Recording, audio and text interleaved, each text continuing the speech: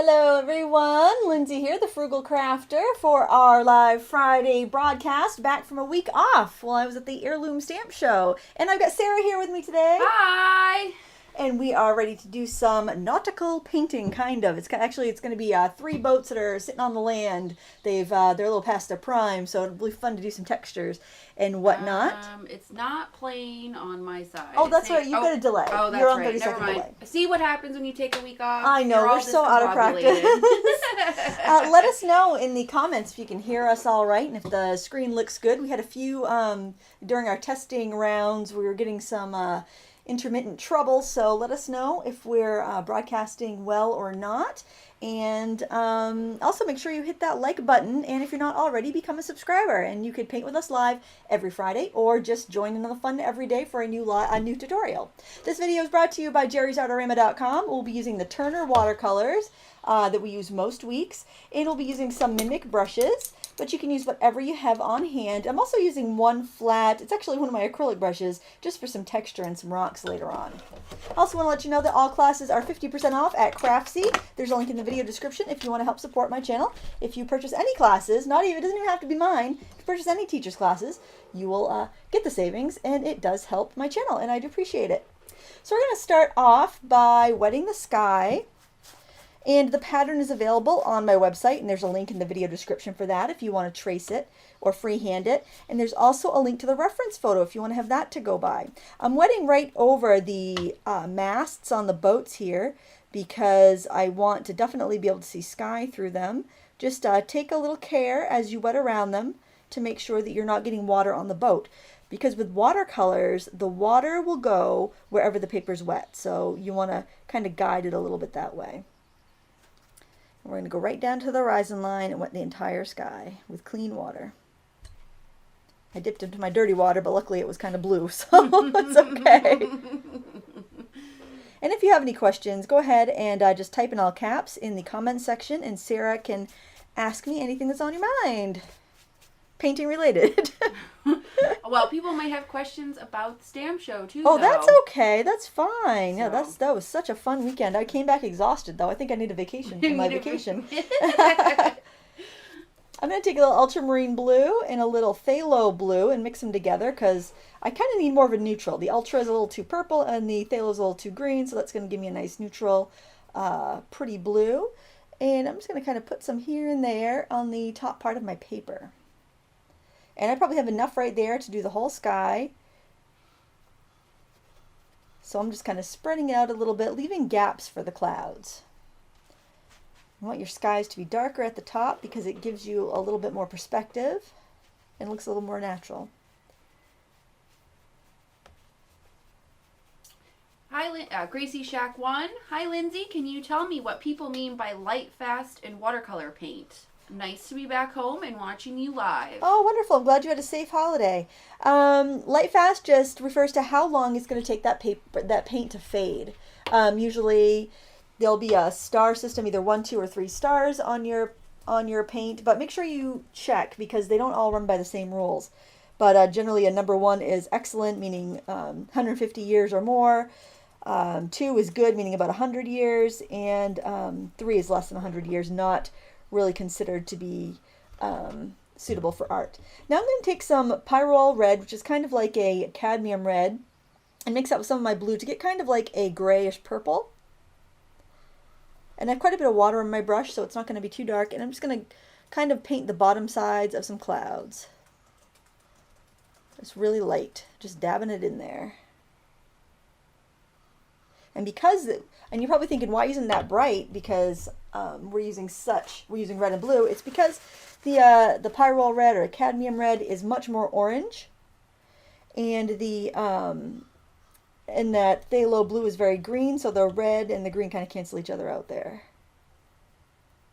If you want a little more purpler, use a little bit more ultramarine. You want kind of like a grayish purple here. Elizabeth Chandy. What watercolor do you recommend for me? I am 11. I would recommend something that's non-toxic. Like let's see. The Reeves brand is actually pretty good. It's like a student quality that's just below the Cotman scale by Winsor & Newton. You can find it at a lot of big box craft stores, or I do believe Jerry's Autorama carries it. They also have a Lucas studio set, which is like on sale for $11.99 at Jerry's, which gives you 12 colors, and they're very pigmented, but they don't carry any toxic pigments in that line. So either of those. The nice thing about the Lucas over the Reeves is that it comes in a little palette, so you don't need to purchase a palette, whereas the Reeves come in tubes. All right, so we're gonna let our sky dry. So now we have some different.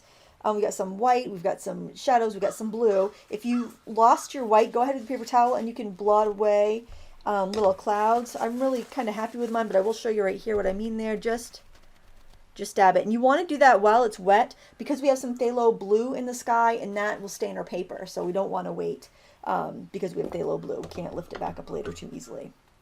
Now we're going to go in and we are going to skip this kind of middle bar here and we're going to wet the bottom ground area of our painting. And we have the door open, so you might hear the chickens out back, free ranging today.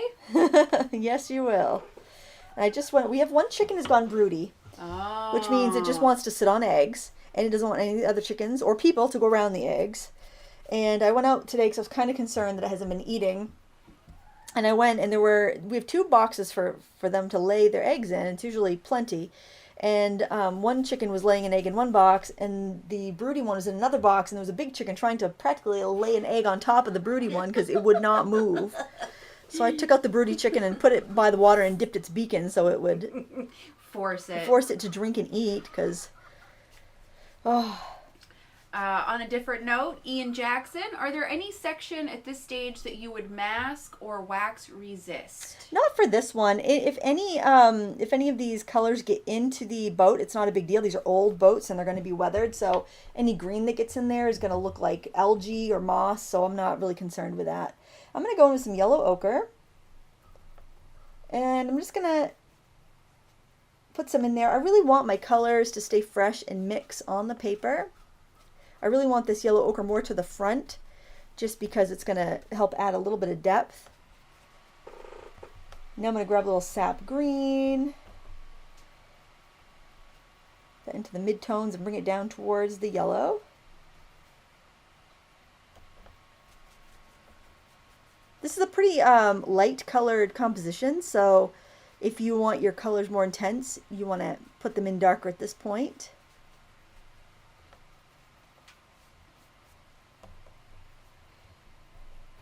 Warming up that sap green with a little yellow ochre in here.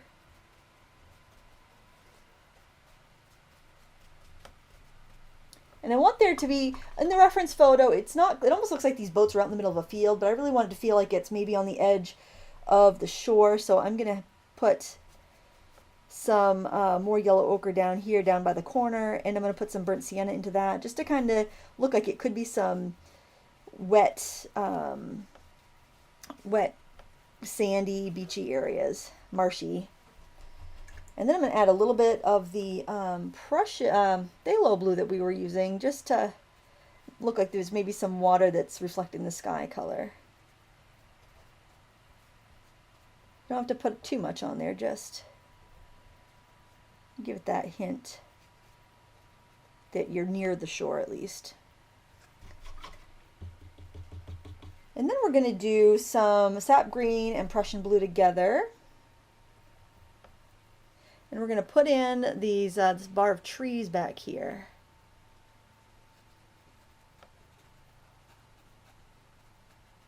And it's okay if it fuzzes, if it gets into the sky and it gets a little fuzzy, because then things further away should be soft and out of focus. If you wanted to, you can mask like the little bar that's going like along the front of that boat, but I generally only mask if I absolutely have to. I'm not a big fan of masking. I feel like it takes a lot of spontaneity away, but that's just my personal opinion. You can do whatever you like. Gracie Shack 1 asked, how did the heirloom show go? It looked great. Oh, it was so much fun. So much fun. I love it. It was tiring, actually. I've been tired most of the week since I've been back. But it was a lot of fun. I love teaching down there. I love meeting people from the community that come out. It's a lot of fun. Love getting some new goodies and seeing new ideas on how to use the stuff I already have. It's a great time. If you can ever make it to a show, I highly recommend it. And I do have a haul video on my YouTube channel if anybody's curious as to what I bought, because that's the stuff you're going to be seeing in upcoming tutorials. And a little yellow ochre with just a little bit of burnt sienna, and I'm going to fill in the gap between the sky and the mid area. Gracie Shack 1, could you tell me where I could get the best sketching paper? All the paper I seem to get is not very good quality, just for drawing / coloring. Well, she's in the UK, so we use a lot of Strathmore paper here, but I've heard it's difficult to find over there. I would look for, geez, I'm trying to think. If anybody's in the UK that could help her, I'm not sure what brands you have. I always know Aquabee's a good one, but I don't know if they are over there. Do you know of any, Sarah? I don't know of any that ring a bell. Yeah. I don't know. I'm not familiar. I'm just familiar with the stuff that we have here in the States. Yeah. But I also don't do a ton of drawing, so I have one sketch pad from 4 years ago, the last time I took an art class. And I think it's a Strathmore. Probably, yeah. Yeah, I like the 400 series drawing paper. I don't know, I guess maybe even ask at like an art supply store. They might be able to tell you like for what sort of sketching you want to do, what would be the best. It's going to be more expensive than ordering it on like Amazon, but it's worth it to kind of get that information. And then you're supporting a local business too, which is always nice. And I just added a little bit of burnt sienna because I was feeling that was just a little too uniform.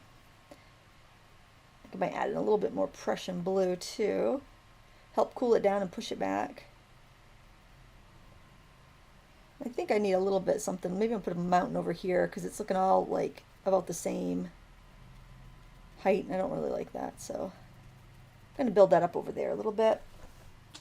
People are saying that the video is it's freezing for a few seconds here and there. Okay. So it's probably something on our end. Yeah, probably. Hopefully the when it goes into replay, it'll catch up. Because sometimes I think it stores things in multiple locations when you upload. I don't know how the fancy internet magic works, but sometimes it's a little smoother when you go back in and watch a replay. Yeah, it's been weird. I've noticed with our internet. Maybe I should call the company. It seems like it cuts out sometimes. And for what we're paying, I mean, I think we're close to like $100 a month, I think, for this. Yeah, shouldn't be doing that. Yeah. Okay, there. I'm pretty happy with that now. I feel like I broke up the background a little bit, so it's not all, like, all those trees aren't lined up. And now I think I am going to just do a quick little dry with my heat tool. So if you have any questions, it'd be a great time to ask them. I just don't want whatever I paint on the boats to wick into the surrounding ground area, because with watercolor it wants to follow the path of least resistance. It's going to go where the paper's wet because it's easy for it to move. And the paper I'm painting on is the Fabriano Artistico, and I am using a block, which means it's all bound on all four sides, so I don't have to tape it down or anything, so it makes it very convenient. And this was in the travel kit at Jerry's Autorama that features Lucas paints, so that's also a good buy if you're starting out or if you want a set of paints to travel with. JLT 110, what is watercolor medium? Also wondering what we would gum Arabic. I think she means what we would use gum Arabic for. Oh, sure. Or he, I don't know if it's female or not. Gum Arabic increases the flow and transparency in watercolor. So it makes your colors appear brighter and glossier. So if your colors are looking a little dull, it'll help brighten them up, and also it makes them easier to lift off the paper. So if you've added gum Arabic to, say, a color like phthalo blue that tends to stain, it's going to keep that paint on top of the surface of the paper rather than letting it absorb in, so you'll be able to lift it off easier. It's almost like a binder too. It's the binder that comes in watercolor paint, unless you're using like the core watercolors. It's basically like a glue that holds all your pigments together, and like student grades often have less gum arabic, so that's why it tends to crack. But basically that's what it's used for. It's a binder, and watercolor medium may be gum arabic or gum arabic and oxgal mixed together just to help things flow a bit. That's not a product that I use personally, so I can't really give you too much more information than that on it. I usually don't look for a medium unless I'm having a problem with my paints not doing what they want. And it's usually acrylics where I would want a medium, because I'm thrilled with watercolor just the way it is. Although iridescent medium's fun if you want to like get sparkle into something. Alright, I'm starting with this boat way back here, and I'm going to add in some Pyrolle red, or you can use Cad red if that's what you have. It's a super intense color, so I'm going to need to kind of tone it down a little bit. I'm going to go in with some burnt sienna.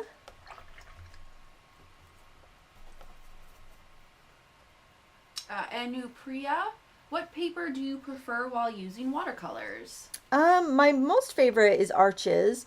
But I also like this Fabriano. This is very absorbent, so if you don't like the very absorbent paper, there's also like a handmade paper called Nujabi that I really like. Yupo's fun, but it's definitely a very special effect type of paper. There's something for everyone. I would say experiment and find out what you like the most. I'm adding a little phthalo blue in here just to kind of darken it. It might make it look like rust in areas. It might make it look like mold in areas. We want it to look really kind of old and weathered here. The colors are also listed in the video description if you are laying out your paints. I usually just keep all my regulars. These are all from the Turner set of 18 as well, and if you get the 5 ml tube set, it's only $29, but it's actually a better deal if you get the 15 ml tube set for $60, because you get more paint per dollar.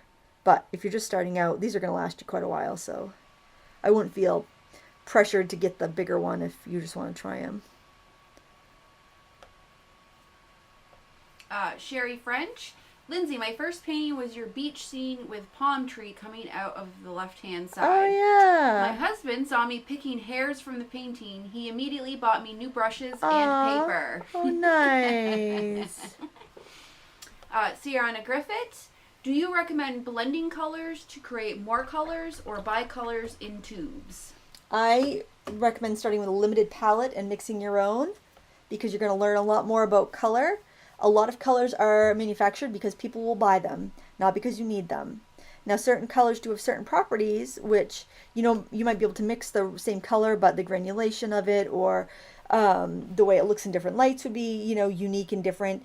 But if you have 2 reds, 2 blues, and 2 yellows, you can pretty much mix whatever you want using your basic colors. I also like to have sap green and yellow ochre and burnt sienna just because of their unique qualities. But you absolutely could mix those hues with a split complementary system, which means you have a cool red and a warm red and a cool blue and a warm blue and a cool yellow and a warm yellow. I'm going to do yellow ochre. It's one of those fabulous colors that I just mentioned on this boat here. Yellow ochre for me is one of those colors that sweetens a painting. It seems to make things feel more natural, and it's kind of like if you've ever used like a filter on your picture on Instagram or whatever, or in your photo editing software, and there's one that I particularly like called Glamour, and what it does is it warms your face and removes the wrinkles. So I think the yellow ochre is like the Glamour or the Instagram filter of the art world, and it just does wonderful. Instagram filter. It does wonderful, awesome. Wonderful things. So then I'm going to add some burnt sienna. And I like this because I prefer burnt sienna to burnt umber because it's a warmer color, and burnt umber doesn't seem to have that much color to it. And I know if I add a little bit of ultramarine, I can knock it back to a gray or cool it down. It just is, it's, for me, the most versatile brown. You may have a different style you like to paint with, so a different brown may suit you better, or mixing your own brown might suit you better. But this is just a color I found very useful. And you might also like to buy an individual tube of paint if it's a color that you're always mixing, just to save you a little time, because it's one of your staple colors that you just love. Hazel Life. Lindsay, how do you keep your paper from bending while drying? My papers always seem to bend during the drying process. Well, it depends on the paper you're using. If this is my little 10-minute study that I did before the live stream, and it is definitely buckled. It's only a 90-pound Aqua Bee paper, and I didn't tape it down or anything because I just wanted to work my colors out and figure out what I was going to need for the tutorial. But this is a block of paper, so instead of being like a pad where you pull off a piece, it's bound. Well, you can see it's kind of coming up here on the side, but it's bound like the end of your paper that you usually buy, but it's like that on all four sides, so it keeps it pretty flat. And this is also 140 pound and not 90 pound. So if you really don't want it to buckle, you can get a 300 pound paper, which is going to be probably twice as much as 140 pound, but you don't have to worry about the buckling, which is worth it to some people. It's not worth it to me, but you know, to each his own. I'm going to take a little Ultramarine and burnt sienna, and I'm going to skip down to the bottom of the painting, and I'm going to add some shadows under these little stones that are free-handed. Now, they're not on the reference photo. They're on the pattern that I put on my blog because I wanted this to not feel like it was in the middle of a field. I really wanted it to be in the water, or next to the water, rather. I felt bad with the boats being completely out of commission, like they were in the middle of a potato field or something.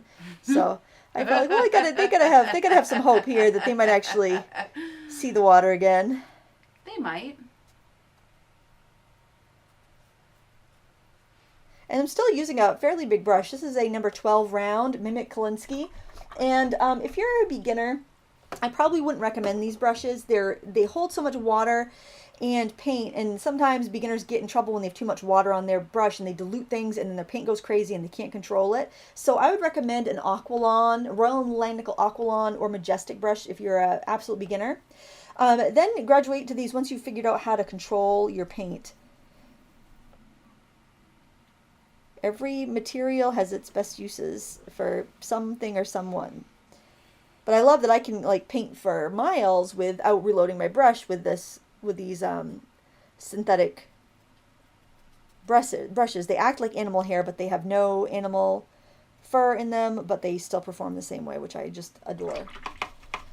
Okay, and I'm going to let those dry before I go in and put highlights on the rock. So basically we're just going through and painting some shadow. I do feel like I want a little more blue, but I'm going to do the ultramarine with the phthalo so it's not too super blue, and I'm tapping the extra off on my palette. I'm just going to throw in a little bit more and let it mix in with some of those browns, as the brown does seem a little stark to me. Maybe it just rained or the wave just came up and crashed and left a little bit of water behind. Hasti Desai. Sometimes watercolor is very light. What would you do? Well, not using a natural bristle brush or a faux natural bristle will help you get more pigment and less water so that your colors will be more intense. Generally, when that happens, it's just you've got too much water. Because your watercolors are probably the most vibrant of all paints because it's just the pigment in the paper and the light passing through the pigment and bouncing off the paper and back into your eyes. So watercolors should be extremely vibrant, at least when used full strength. Now I'm going to grab some of that phthalo blue again. And I've wet just the blue areas of my boat there, and I'm going to just drop in the color and let it go. Now I'm just about to want to switch to a smaller brush. I use my largest brush as long as I can because it keeps me from getting too fussy with any details. But when I feel like it's going to not do the job, then I switch over. And sometimes when you're using colors like phthalo blue or phthalo green, they tend to stain your bristles. And they can be difficult to remove, so you might actually want to do a soap and water wash after you've been using those colors a lot. Haru, do you recommend the Faber-Castell paintbrushes? I've had some that are decent. I didn't even know they made paintbrushes. They make some that are like clear handle, or colored handles, and they sell them with like the gelato multi-packs. Oh, okay. And those are decent. I don't know about any other ones of theirs, but I know those are pretty good. They're a nice synthetic brush. I think they even have them in like their little kids sets too that they sell. I'm going to do the bottom here with just some browns on my palette. It's like the brown with burnt sienna. Basically, I just want kind of a dingy Like it was painted black, but it's got dirt on it now, and it's just kind of a dingy color. Now something you might notice is I transferred my design with transfer graphite paper, which has a little bit of a waxiness to it, and my paint's having a hard time sticking to that on those lines there. So if you run into that issue, that's why. Not a big deal. You could probably overcome that. Just like as you add layers of paint, it'll become a little bit easier to cover it. And then I don't want to go up here quite yet because that paint is still wet and it's going to wick up. So I think I'm going to work on the rigging here of the boat, and I'm going to switch to a brush called the liner. And the nice thing about this brush is it has really long bristles, and those really long bristles are going to allow me to hold a lot of paint, so I can go and I can paint all those, and I don't have to keep going back and reloading. So I'm going to do ultramarine blue and burnt sienna to make a nice dark. Now the downside to this is that this is good for long fluid strokes. You don't have the control that you would have with a shorter bristled brush. So longer bristle equals more paint but less control. So I'm going to start, and it might help if you put your arm down on your table and you rest your hand on top. Or, you know, if you just had a couple cups of coffee, it might not be the best time for you to do this technique. I got to be careful because I'm going to lay my arm right in that those rocks that I just painted, but I'm going to try here and just pull a long stroke.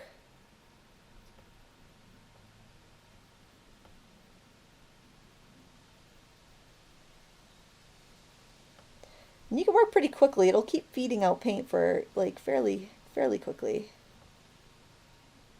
JPC13 Art, can you do paintings with alcohol inks on Yupo paper? Yes, you can. Yeah, it's very good for that because it's a plastic paper. When you're painting your riggings, think of where your strings are tied up and what they're getting tied to help you pull the straight taut lines the way they're supposed to go.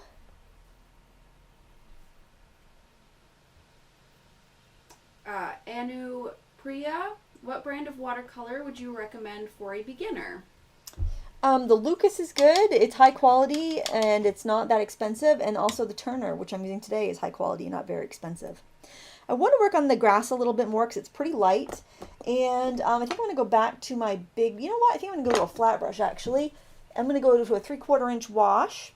And I'm going to mix up some sap green here.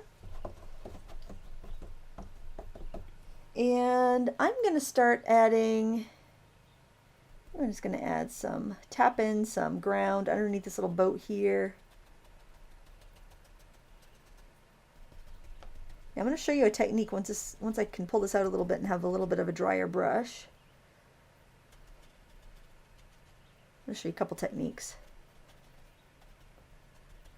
First technique is I'm going to grab my smaller brush and add some shadow color in there, and I'm going to go with my mixed gray and add a little Prussian blue to it. I'm just going to add that right into that shadow there just to give it a little bit of depth.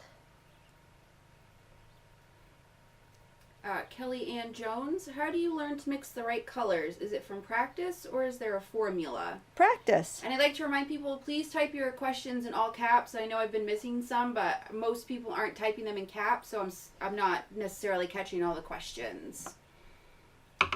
Yeah, you can use a color wheel to help you mix your colors, but generally it's practice. That's the best way to learn. You can know all the theory about it, but until you put brush to paper, it's really difficult. I'm just going to spread out that shadow a little bit. Okay, so now what I'm doing here, I want my brush to be kind of dry. So I've just dipped right into the cake of color and I'm just spraying my bristles out. And this isn't going to hurt anything. And then I'm just going to flick.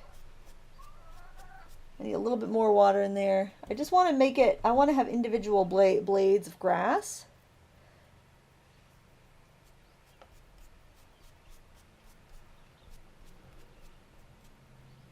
I'm just going to do that here and there, not everywhere.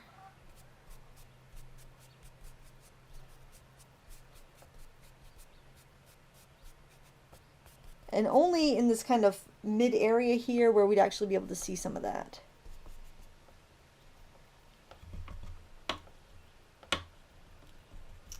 And I'm going to grab a little yellow ochre and some sap green again, do some warmer blades, like maybe they've been bleached by the sun and they're closer so they're a little bit darker. You can even tap some on with the chisel edge of your brush if you want to, if that's easier. It's not a bad idea anyway to make things be a little more random. And then I'm going to go back in with my larger brush and soften out some of the areas that look a little too fussy. You could also use a fan or a rake brush for this purpose, if you have them. But as you can see, it's pretty easy to get those effects without. JLT 110.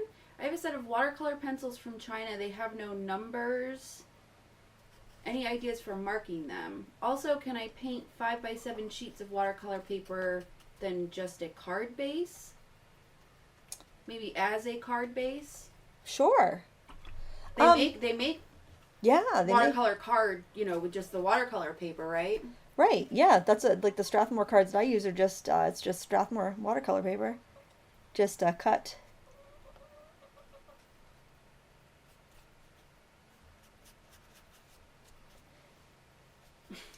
Hazel MM Life. Lindsay, I know this might be weird, but my cat absolutely loves watching your painting videos. Oh, she stares at my phone when I'm watching your videos. We have a request for an orchid painting and how to draw a sky. I do have several orchid painting tutorials. If they haven't found those, I have like 4 or 5 on my channel. If you just go on my channel or my blog and you search orchid painting, you'll get like oils in watercolor versions. Susan Carson. To flatten wavy watercolors, I sprayed the back of the painting, then pressed between paper towels under heavy books. Came out flat as a pancake. Wonderful. Great That's a tip. Great idea. Thank you. All right, and I'm just taking a little watered down Prussian blue on my dirty brush and just adding it up near the horizon and bringing it down, and that's just going to cool off the distant field. And I'm going to let that dry, and I think I'm all set to go in and work on the little cabin on that fishing boat there. And what I did there was I was just touching my paper with the back of my hand to see if that area was dry yet. And it seems to be dry enough to go on. It's not perfectly room temperature yet, but I think we'll be fine. Now I'm going to go in with burnt sienna and my yellow ochre again. And that looks a little too orange to me. I'll pull my palette over so you can see it. One of the chickens is staring in the window. What are you doing in there, guys? Hello, chicken. Yeah, when I go out back, they come running because I usually bring them like food, cereal, or salad, or oatmeal, or something. Rovina Latau, could you do more bookbinding videos? Yeah, I love to do bookbinding. It's kind of a time-consuming process, so I don't do it too often, but I do have a bookbinding playlist. If you haven't seen all the videos yet that I do have, you can find them in the playlist. If you go on my channel page and click under playlists, you can see all of that. Jacqueline Stevens. Hi, Jacqueline. Says hello, and she hopes to see some videos from the girls this summer. Oh, yes. They just made 2 this week. Beverly Mossman says hello and hugs to Hello. you and I. Hi, Beverly. Nice to see you here in the group today. Yes, we've got some regulars. Love the regulars. Hey, is Carrie Hare here? She took my class on Friday. I haven't seen her yet. Oh, so nice to meet her, to put a face to the name. Yeah, it is nice. And she did say that she was going. She was looking forward to seeing you in person. She did so well on her art project too. I taught mixed media. I'm hoping to do some sort of watercolor next year. I think they'll let me. They're, when you're first teaching at a show, they want to make sure that you could fill a class before they let you go a little too bananas with what you want to teach.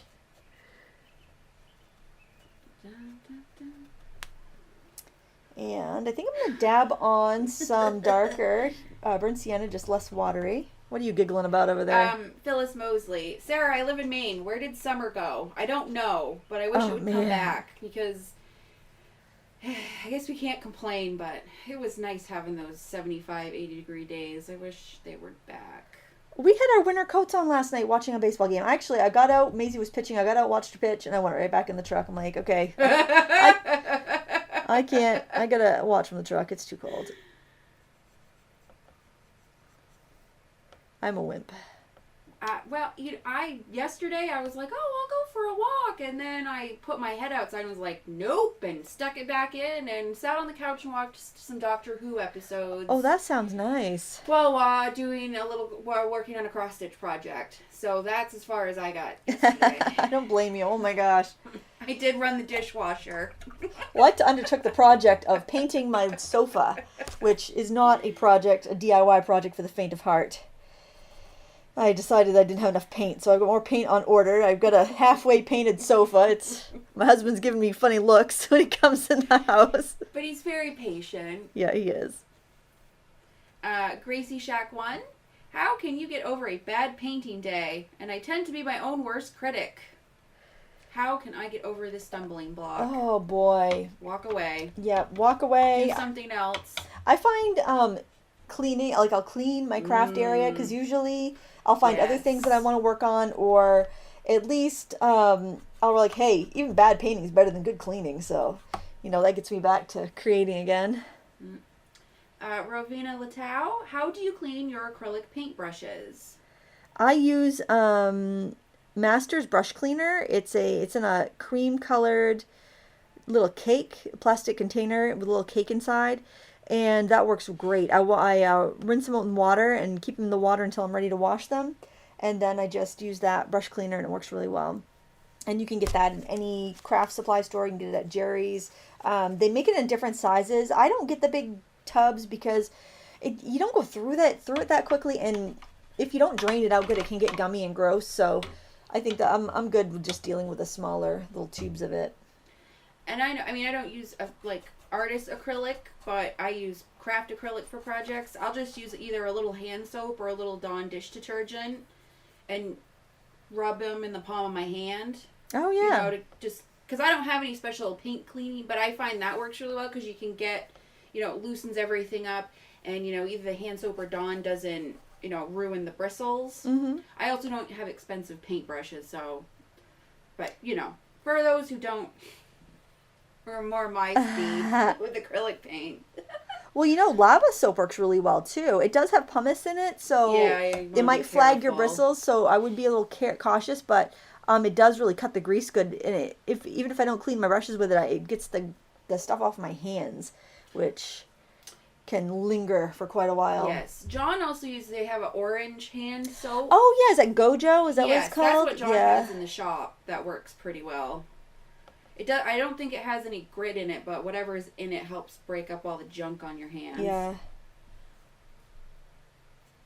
Yeah, the most important thing is just to get to them soon before it becomes a problem, before it gets dried. Yeah. I'm using the chisel edge of this, and this is just an acrylic Simply Simmons brush, and I'm just using it to tap on these little, I don't know what they are. They look like kind of like rusty lines on the boat, but it looks like there might be seams of like where the how the boat was made. I don't know, but so I'm putting that in there, and then I'm going to dab in some watery burnt sienna and just kind of let it maybe drizzle down those lines. Probably don't have it watery enough. But I like the control of the edge of this brush, though. And I think I'll add just some little bits of rust here and there. Between this and the Lobster Shack video, you guys are going to be really good at texture and weathering and getting those techniques with watercolor. That's good. That's kind of a challenge when you're doing watercolor, because you can't just keep slopping on more paint. You've got to work with the white of your paper, and you have to plan it a little bit more. Watercolors tend to look fresher. Rovina Latau, how do you know that you have a good quality paint? Transparency for watercolors is a big giveaway. Like if it's nice and transparent, then it's generally a good quality paint. Brightness. If it dries in your palette like this and doesn't crack and fall out, that's a good quality. If you do have lesser quality paint or student quality, you can add honey to it or add glycerin to it to help it perform more like a higher quality paint, because it will keep the moisture in it and make it a little bit easier to reconstitute when you go to paint.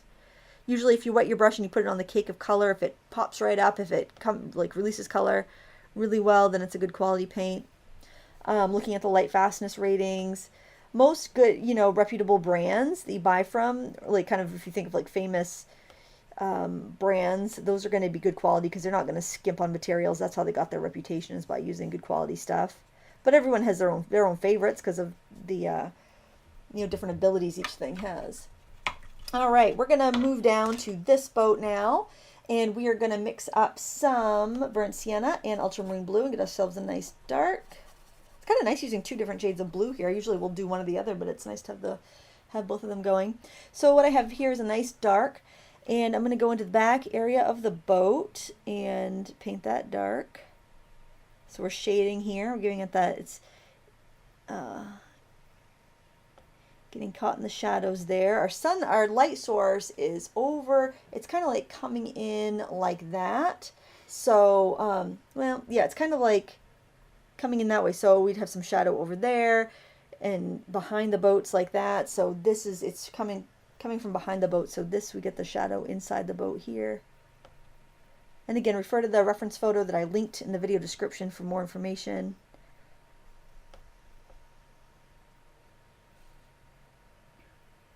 And you can, by using a synthetic brush like this acrylic painting brush, I'm not getting an excessive amount of water on here, so I'm able to control and keep my colors dark. So that's another reason I've just kind of been sticking with this, because it's working really well. Phyllis Mosley, Lindsay, how do you choose a matte color to coordinate with the colors in your paintings? Well, it depends if I'm going to sell it.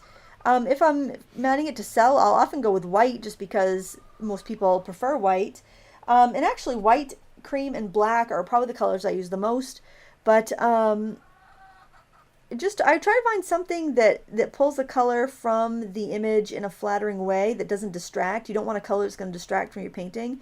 You want a color that's going to enhance it. Some colored mattes will distract, and white's your best bet because it gives your brain a little space to rest.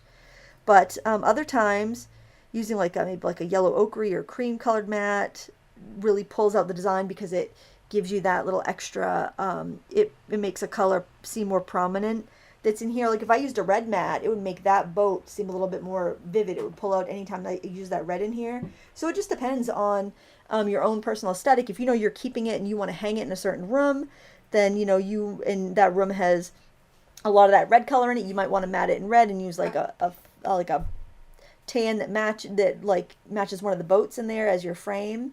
A lot of times if I'm using color, I'll use a double matte so that I've just got a little bit of that color revealed, but I also have that white space. So, there's a lot of different ways you can look at it. It is, because I disagree as far as matching the framing or matting to your walls or your room. Right. Only because I did framing for a while, and we saw some beautiful pieces of art come in, framed in, cherry stained wood with a white mat. Because, it was cherry wood in the living room and white walls. And that's what they matted this beautiful piece of artwork in, and it looked awful. And I always cringed. And then sometimes you could show people some other options and they would be open to it. And other times that was what they wanted. Customer's always right. Yes. We would have to smile and put in the order for that. So I always encourage people to not necessarily match walls or wood tone. If it looks good, that's good, but a lot of times you have to go with what the piece needs. Yeah, well, and that's why I don't I don't spend too much on matting things I'm gonna sell, because chances are people are gonna change it. So I try to keep it kind of neutral. Yes. So the artwork shows.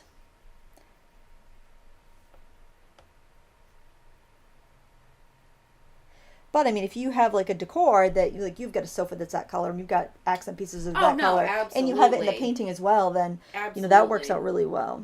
If you are a person that is very much, because I am not a matchy person, but there are people who prefer a very well coordinated living space. Mm-hmm. The artwork you pick should reflect the decor instead of forcing the artwork to match. Mm-hmm. But that's just me. Yep. You've seen my house, Lindsay. I am not.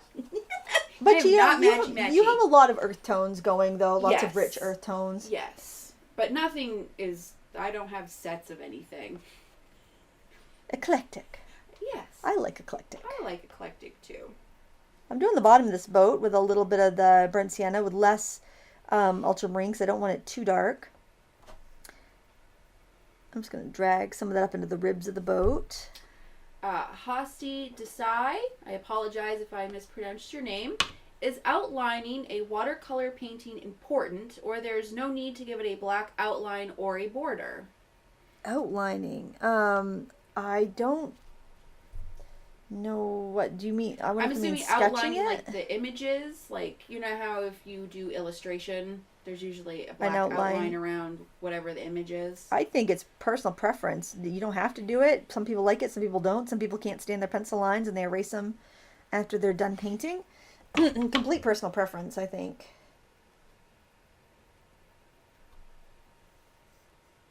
I'm going to add some shadow at the bottom of the boat here where it kind of bends in. And again, I'm still using those same colors. I might just alter the amount of something.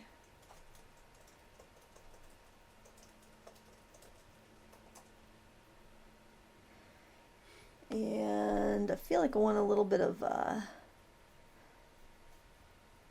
just kind of like dirt on the edge of the boat. It's feeling a little too stark still. I'm going to go with a little sap green too. I want to get a little algae in there.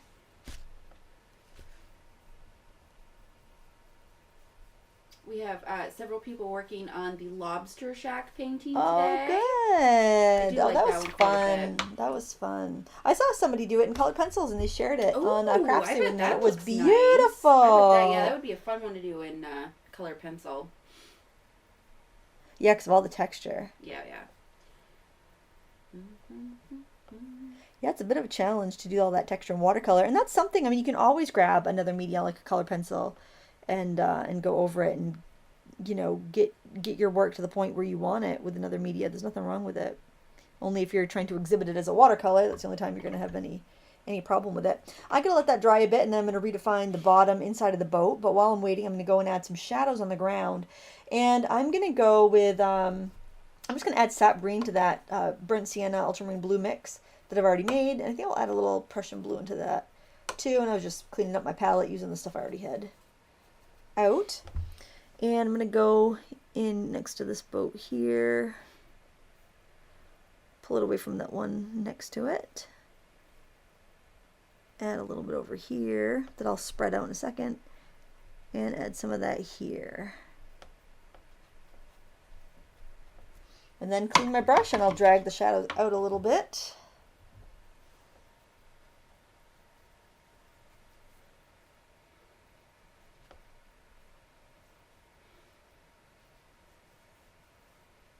So it looks natural. And I feel like I need a little something there because it's it just looks a little too, like, it just looks like it's floating, so I'm going to put something down in here. We don't need floating boats, although it would be kind of surreal. It would be interesting to see a floating boat. I'm sure Doctor Who could make it happen. Oh, I'm sure. With the space whale. I just finished season 3. I'm just starting. I haven't watched the first episode of season 4 yet.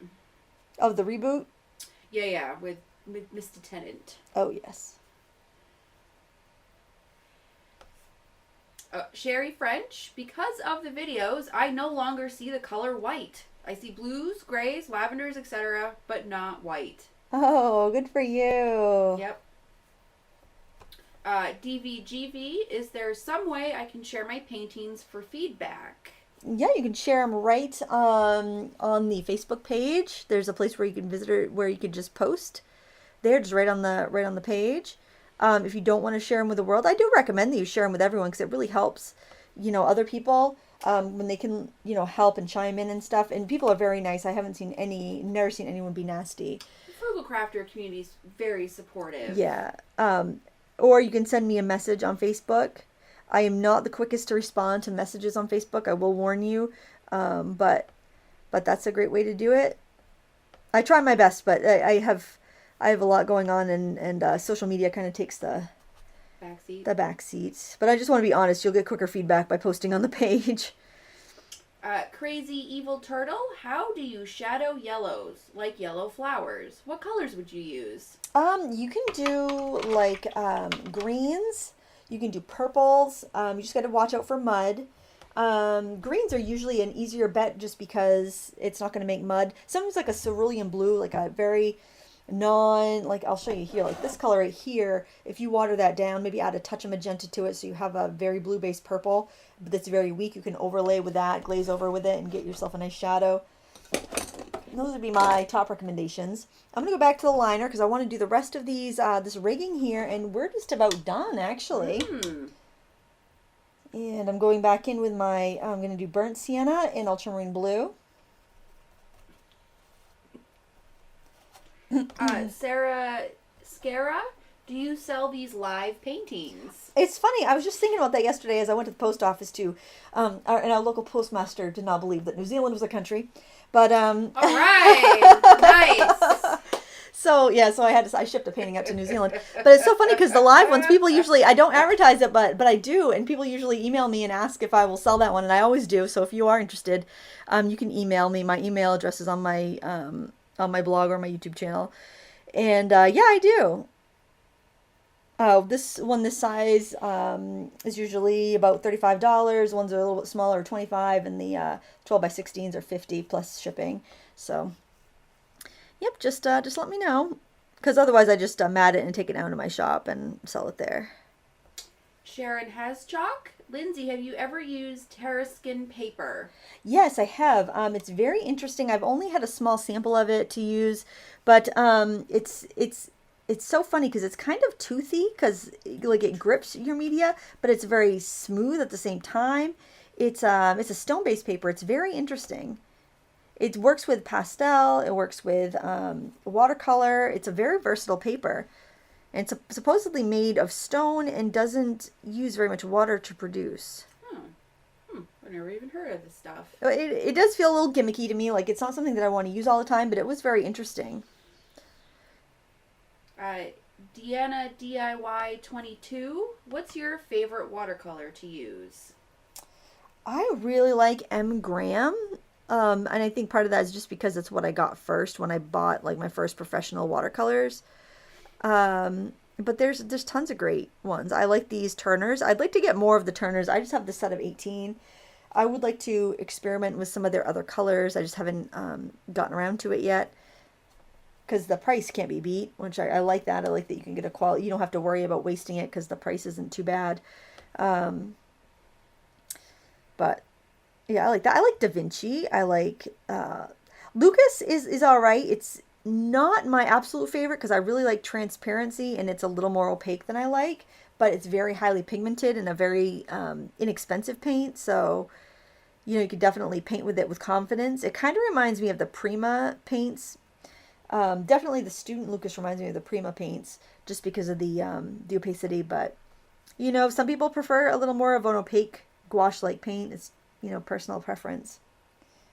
I like putting these lines that are kind of drapey, the cording or ropes that they're tied down to, because I think it adds a nice organic element next to all these hard kind of straight lines.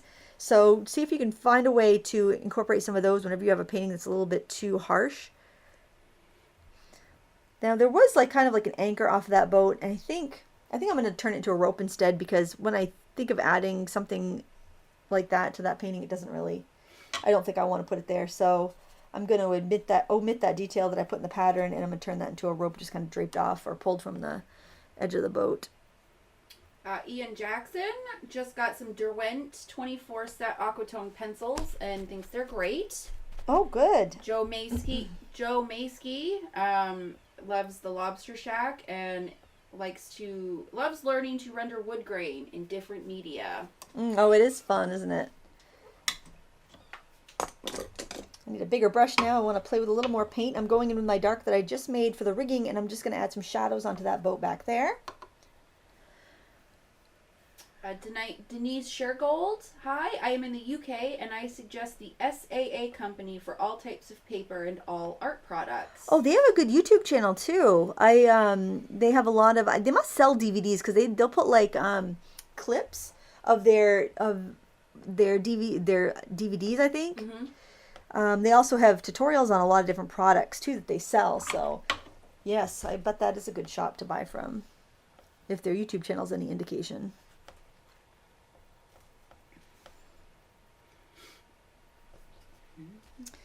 All right, so I'm just kind of looking over this and seeing if there's anything else I want to add. I think it's a good idea to darken up parts of the bottom of the boat because it just makes it grounded a little bit more.